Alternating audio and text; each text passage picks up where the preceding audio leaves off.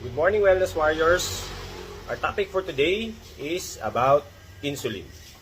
Ano nga ba ang insulin? Diba yun yung palagi natin naririnig whenever na pinag-uusapan ang nutrition, yung health, diba?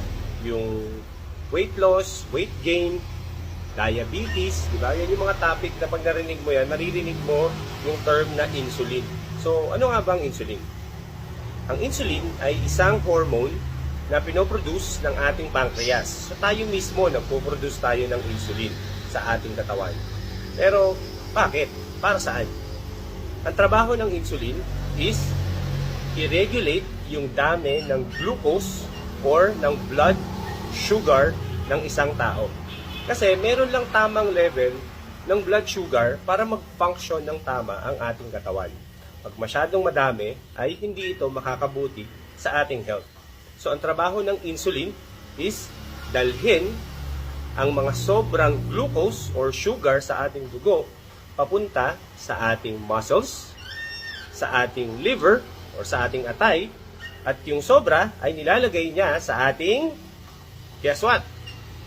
You got it right, sa ating fats. Right?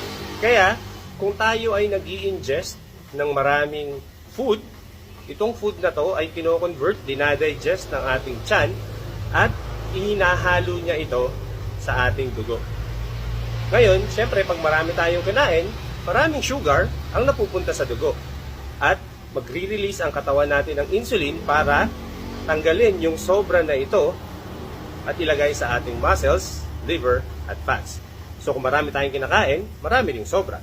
At yung sobra na yon ay ang nagiging fats na nagsistay sa ating katawan. So, be careful kung ano ang inyong kinakain at kung gaano ito kadami.